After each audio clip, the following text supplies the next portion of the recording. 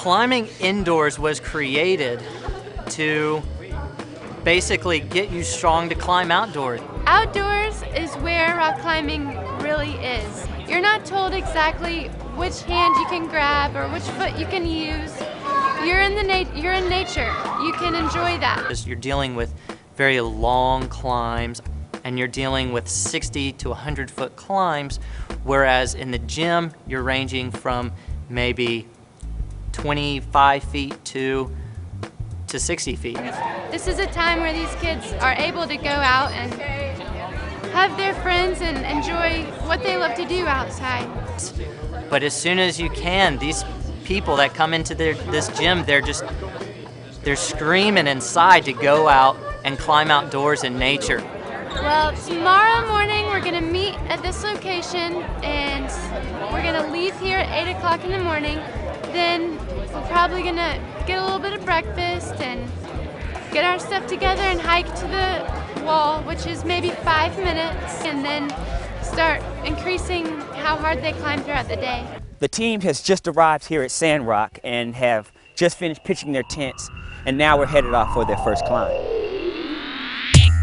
We are now in an area called the Holiday Block, which is this structure right here. And the kids, they're going to all be climbing up a climb called Longitude, which is a 5-9, which climbing is about a middle grade, is for them to warm up on. Now, over here, we have some kids, what's called bouldering. Bouldering is another way of warming up without ropes. And it's basically you just go up short distances. They have underneath them what's called a crash pad, which is just this thin foam to kind of protect themselves from rolling their ankles or landing on any sharp objects like the rocks. These kids are going to be doing something called lead climbing, which y'all saw a little bit in the gym. And that's where you have to create anchors as you go up. The purpose for this is, well, frankly, there aren't just ropes magically hanging from the mountains. So we have to establish a top rope system where the anchor is at the top for some of the other kids who are less experienced to be able to get up the rock. You have sport climbing, which is where you have these bolted structures. You can see a close-up right here that are already in the wall, and we take what are called quick draws, which are carabiners that fasten the rope to those, and we take them and clip them to that as we go up. Now, trad climbing is short for traditional climbing, and that is something that's how it started, and usually you climb cracks instead of just cliff faces. And the reason for that is because you have to protect yourself, but because the bolts aren't there, you put in what are called camming devices.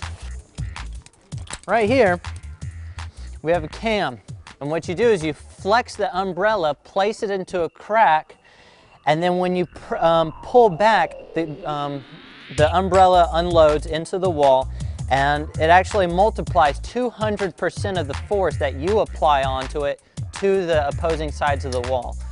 And that is what your protection is. You also have what are called nuts. These are basically wedges that go into the wall. It's passive gear. They do not act according to themselves, and you have to find a bottleneck in a crack. So as the crack gets smaller, you place it in there, and that's also another device that will help keep you safe. This is something that takes a lot more skill and knowledge because there are certain things that can go wrong. It's just not quite as safe and secure as the bolt lines are, so you have to be very cautious and knowledgeable of what you're doing. Kelsey, what she's doing is she's just searching for the holes. And in a gym, you have big orange holes, blue holes, green holes that kind of just pop out. Here you have to search for them. This is another reason why endurance is key. It's scary at first. Once you get the first clip, it's a little more secure feeling, but it's pretty scary. It feels great when you get there because you're like, whoa, I got it. But getting to it is pretty hard sometimes. When everybody's down here cheering for you, it really helps you.